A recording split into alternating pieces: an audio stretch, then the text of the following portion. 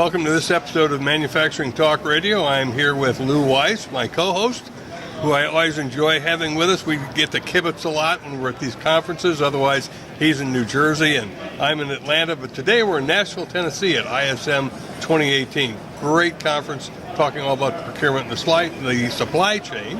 And we have two gentlemen joining us from Jaggaer. We have Steve Lundin and we have Todd Wood. Gentlemen, welcome to Manufacturing Talk Radio. Thank you, guys. Thank you for joining us. So, Steve, let me start with you. Give us a kind of a background on Jaggaer, what the company is, what it does, and your role there, if you would. Jaggaer is a spend management company. We've been around for over 22 years. We dominate in the higher education, healthcare space, and now we're applying those same principles learned from 20 years in the field to the commercial space. So if you look at our client load, you'll see we actually are equidistant in terms of the number of clients we have in the commercial space as well as our pedigree in the higher education healthcare space. So we grew out of an aggregation of multiple companies because we feel that the marketplace is changing so quickly that we have to acquire the best of breed companies to satisfy the needs of our customers. So we are known for carrying on dialogues with our customers and analyzing the marketplace. That's how we basically control innovation at Jaggaer. Okay. So we'll listen to what our customers are looking for, and we'll marry that with what the analysts and the pundits within the conducting the market analysis are looking for. So we're looking at some innovation, and we're also looking at what is in the streets, in the real world, is needed to satisfy customer needs. So we had some customers come to us and delineate a problem that they had. The problem being, how do we manage CapEx projects in one place? Mm-hmm. Now, as you know, historically, CapEx projects have been managed on proprietary Excel spreadsheets. A company, very small companies, medium-sized and large companies, will develop these spreadsheets. And the person that put these things together might have left 10, 15 years ago. So you've got these tables and these formulas and all these things. When no one wants to change it. It seems to still work. It's aligned with the paper assets that are associated with it. And you get a 6 or an 8-inch binder. And that's how you manage these large CapEx projects. So we had a customer come to us and say, hey, you're managing our spend. We've got indirect and direct solutions with you guys, so we're handing direct materials and we're handing direct materials for them to enable them to run their businesses. Mm-hmm. We have a project. We're building something. How do we utilize your solutions to manage our project and get away from this ancient technology of using Excel spreadsheets and paper? So we developed something called project-based procurement, which enables us to bring all our solutions in to help these companies basically manage these CapEx projects under one roof. We launched this at this show here in Nashville. We've had 2 customers online who already have asked for it and we're already installing it. We've had another 6 who have asked us to do it. Wow. In 30 days of basically making this solution known. So this is ostensibly true word-of-mouth marketing, and we're just getting around to putting out the news now. So we feel that this is a winner. But and if you have any more questions about how this entire thing works, Todd, one of our chief SEs, can provide you a look under the hood. So this is the floor. So this is a great tool. We basically have provided the capability to collate all of the procurement-related transactions and documents that may be related to a project into one place, and be able to provide a one-stop shop where a user can go in, a project manager can go in, and see at a high level what their spend is against budgets, and then be able to get to the actual transaction that make up that spend total, as well as the contracts and sourcing events and any other attachments and things of that nature that they need to associate with the project. Really, it's all project-based and it's all very real-time. And like I said, it provides that it's no more of these binders and these Excel spreadsheets and being able to track all the purchase orders in different places, and it's all in one place. We also provide the ability to bring in data and content from outside that may have, for transactions that may have not have occurred inside the system, into the system, so that you can have it all in one place and all there right in front of you. And to Steve's point, the reaction has been very positive, and to the point where customers and prospects that were looking at this or seeing this, they didn't even know they had a problem. And then they see this software and they're like, oh my gosh, this is going to be really good for us because we didn't even know we had it, and now we're seeing it, and this thing is really is going to really turn around what we're trying to do in our company. So what is the problem that they didn't know they had? It's just that it's this. They all have these different projects. Whether you're higher ed with a grant project, whether you're a manufacturer with with a manufacturing initiative or a construction initiative, and being able it was 2 and 3 different departments managing different areas within each of these initiatives. You had your strategic sourcing, your contract management, and then your procurement staff, and your project management as well. And so they were all siloed, and this breaks down those silos. This creates a bridge between these various organizations so that the project management department can work with the procurement department on the same platform for the same project without losing anything. And they're all seeing the same thing at the same time. So it's not, I'm having to go over here to get this information or over there to get that information. It's all right in one place, and everybody's seeing the same thing. I would think that it would speed up the process. Right. Creates an efficiency, yeah. And then the ultimate goal is to take all of these transactions that we're tracking as part of these projects and push it back into our analytics engine so that you can do the postmortems on the project. How profitable were we? Where did this contract cost us money? Where this one made us money?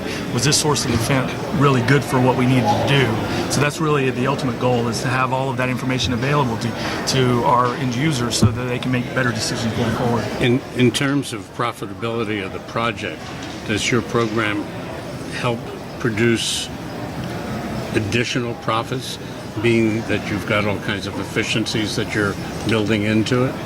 Yeah. Enough to offset the cost of the program? Will it pay for itself? Yes, I would think so. ROI. If it's properly used, because all of our solutions pay for themselves. All of our solutions properly executed within the marketplace will deliver an ROI, will basically take care of your CapEx, the expenditure in the first place. Mm-hmm. So this solution is the same. This solution, in terms of a percentage, you're creating new efficiencies that weren't even available before. Think about just the time that you're recovering on eliminating unnecessary communications between departments that are looking for things, time outsourcing things, lost POs, lost contracts, information that you can't get your hands on. Now you don't have to source for it. 2 different departments working simultaneously on the same project without the potential risk associated with loss or hemorrhage of data. So we call it a digital envelope. And this digital envelope is part of our strategy for helping companies craft their path to digital conversion. So as you push towards the future, as you're able to push your on-prem solutions into the cloud and take advantage of the new technologies that are coming down, this is one of the steps towards that digital conversion and that path that we call digital transformation. I'm chuckling because I work with Lou and his metals company, All Metals and Forge Group, which is a sponsor of Manufacturing Talk Radio. And even in that environment where there's only 15 employees, you can have an Excel spreadsheet that was built for a particular department's purpose. And somebody goes into the spreadsheet from another department and changes something. Then the person who originally created it doesn't know what change took place. They change something, and now everything is out of sync. And it becomes this nightmare. I can't imagine running a CapEx project on an Excel spreadsheet. It's done. And we have customers that are coming Done. from literally 6-inch binders full of paper that they use to track all of this. And so I like paper. See, that's why Todd says they don't even know the need they have until they understand what the solution is. They realize, wait a second, why have we been doing it this way? We didn't realize that there was an alternative to doing that, because again, it's a status quo thing. If it's not broke, don't fix it. It's been going on this way for years. We invested in somebody to program this spreadsheet 15 years ago. It's been working for us. It was designed for us. It's proprietary. It's our thing. It's custom. Why should we change it? Nothing else is like it. But then you show them this new light, this new vision of utilizing digital technology, and it's like, why was I spending my time with that? So again, this solution's been selling itself. So a company hears about it and they're like, wait a second, there is an alternative, because it's the kind of thing that you don't usually think about. By the time these projects start, they've taken on a life of their own, and you've got your data entered on that spreadsheet, and you've already started amassing your 6-inch binder, and you're halfway down the road, and you figure, I'll get through this and I'll worry about that later. But if you know about these types of solutions in advance, you can start bringing them on board and taking advantage of them. And again, a lot of the customers that we're talking to are our initial customers, are existing customers who have these types of CapEx projects underway and thinking, wait a second, I've got this part of the equation here, and if I layer this part of the equation into it, I've got everything I need covered. So really, it's the next step in the evolution of these types of solutions. One of the things I'm a big believer in when you've got technology is the ability for different departments or different people to be looking at the same data at the same time and seeing what each other person is doing, so nothing gets lost, everything gets recorded, nothing gets overwritten, and at the end of the day, you've got better information in the system, Right. which you can achieve with Excel, but it's difficult. I mean, it wasn't built for that purpose. Right. No. Yep. And so this is what that solution provides. It does that. It breaks down those walls and gives everybody the one-stop shop to be able to look at everything all the time. And as I said, it's real-time transactions coming in, and so it's up to the minute. What we're seeing as far as the project goes, and how we're bouncing up against our budgets, and what that compliance looks like as well. So to your profitability point, I mean, they're seeing their budget hit as it happens, and they're seeing these transactions, and so they know that it's not a week later when something huge has come in, and now they see they're over budget. They're seeing it as it hits. So when you find a customer, go to a customer and start to explain, and you get a certain amount of pushback because they've been doing it this way all the time, and they love the way they're doing it. So from the time that you explain and promote the methodology to the time that you start doing an implementation or analysis and then implementation, what's the time frame of making that implementation? It depends. First of all, it depends on what of our suite where they're implementing. I mean, if you're talking about just purely going in on a procure-to-pay solution, again, it's size of company. Any software provider is going to tell you that. I mean, we're looking at anywhere between 3 and 6 months sometimes for the most part. That's our average. They can be longer, they can be shorter. I mean, it just depends on the size. But that's generally our average of implementation time. And again, it depends on what they're implementing of our solution set and our platform. And but this tool, the great thing about this tool is the simplicity of being able to pull all this together without having to write a bunch of code, without having to do a bunch of integrations. It's all there, and as long as it is, the more of our suite that you use, the more powerful it becomes as a solution. So, Tim and I were talking to a computer software company this morning, and we were talking about something similar. Not similar at all. Wrong misstatement. But we were talking about once you do an implementation into the corporation, do you have to have a team or a group of people within the company that know the total ins and outs? Oh, an embedded team, an embedded implementation team. Once this particular solution is set up and running, it's pretty simple. It's based on the same type of workflow that you find for your Excel spreadsheet. So it's designed to be something that you can easily segue from. So if you're familiar with running these projects in Excel, you should be able to see something that's a native, comfortable environment for you to install. So it's intuitive. And to add on to that, I would say 98% of our application is configurable by the customer. We go in and we teach you how to fish, essentially, and that's the goal of our professional services team. And then from that point on, there's very little that you need us to come back in and do for you that you can't already do yourself. Now we'll come in and do optimizations and things like that, but we don't customize. We're configurable, and so by default, and so that we make that available to our customers, so they don't have to depend on us all the time and call us for every little thing they need. Are you thinking what I'm thinking? You guys need it, right? Are we reading each other's minds here? Well, I don't think it's for the op board, but Well, it could be. I mean, it's certainly something to look at because we have a custom body of software that we run from inquiry up to invoice, and then invoicing is the accounting system, and we're looking for a solution for that because it was crafted 15 years ago. Yep. And it's like you have somebody build a custom-built engine for your car, and then he gets hit by a bus. Yep. Right?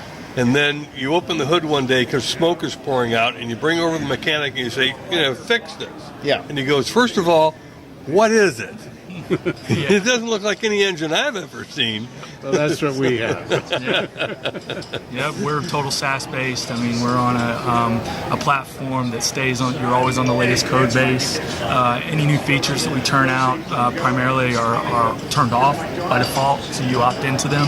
But again, it's configurable by you for the most part. I'm not lying. 98% of this application is customer configurable, and you can turn those features on for the most part as you want to turn them on when they come out. So again, it's and then if you need to call us, we have a full support organization that you can call. I'm assuming that when somebody turns something on, it goes ka-ching on your end. Not necessarily. Not necessarily, because we'll augment existing. I mean, you buy that your becomes part of the configuration part. right, and you'll have your license set. I mean, that's the initial purchase of the software. But we continue to develop within those licenses, and so that's the part. I mean, again, it's there. Right, you can turn it on and turn it off as you see fit. There's no bell. To your point, bell at the office saying, "Oh, they turned it on. We got to send them another bill." As you guys know, the beauty of the SaaS-based system is that you don't have to wait for upgrades. You don't have to do anything. There's no on-prem issues. It's always updated. It's always secure. It's always taken care of for you. It's there when you want it. Right. It's designed to eliminate a lot of the problems with the bane of on-prem solutions. Right. Well, let me, before we forget to ask you, Yeah. for the sake of our audience, you want to give us your contact information for our Website address. How do we get a hold of you guys? www.jaggaer.com. Okay. And you are located in Morrisville, North Carolina. Well, Morrisville, North Carolina. our headquarters is in Morrisville. We have 1,100 employees Oh my. all over the world. Really? We've got offices in Europe. We've got offices in the Middle East. We've got offices in APAC. We've got offices all over the United States. So we've got offices all over the place. So this is a new product, though. yeah, this is a new product. We've got 1,900 customers. We've got complete indirect and direct spend management solutions. We've got some unique solutions that no one has ever offered. Enterprise reagent managers designed to manage inventory and meant for the life cycle inventory management specifically for labs. So if you've got a chem lab, for example, Right. and you want to know when something's going to expire because there's a legal issue with maintaining stuff, Right. this will alert you. It has a reordering engine built into it. So we've got some unique solutions that really no one else. We've got multiple sourcing solutions for virtually any type of scenario. We've run some of the most complicated sourcing events in the world. So we've got some very sophisticated tools, and also our solutions are set up to address specific industry problems. So if you're in manufacturing, we have a feature set within our solutions designed for manufacturing. Some of the issues like extracting more power out of your existing ERM system. If you're in healthcare, we've got a solution. If you're in consumer packaged goods, we've got a solution. If you're in life sciences, we've got a solution. Solutions is the same set, but there are specific features developed to address the needs of those particular constituents within those verticals. And again, for the sake of our audience, what's the name of this program? The one specifically we're talking about? Project-based procurement. PBP, or not to PBP be for short. confused with PBCs. Project-based procurement. Project-based procurement, yep. Okay. That's it. Yeah. Very Definitely. good. That's very good. Well, it certainly sounds interesting, and if he doesn't call you next week, I probably will. I think Todd, we just made our first sale. I And we're know. not even in sales. I know. That's great. So I'm the marketing guy. Todd is the Product management guy. So Okay. neither of us are here to sell anything. We're just talking Well, about that's what we good. do. I'm glad to hear that because being that you are now here on our show Yeah. is free advertising, so we get a discount. Oh, yeah, sure. Maybe it'll be free. There you go. There's a good number. Like that number. Now do you like it? Yeah, I love it. I love it. I'll be making the call. Steve, Tim, thank you for awesome. joining us. Thank you, Steve. Todd. Been a Thank you. pleasure. Thank you for having me.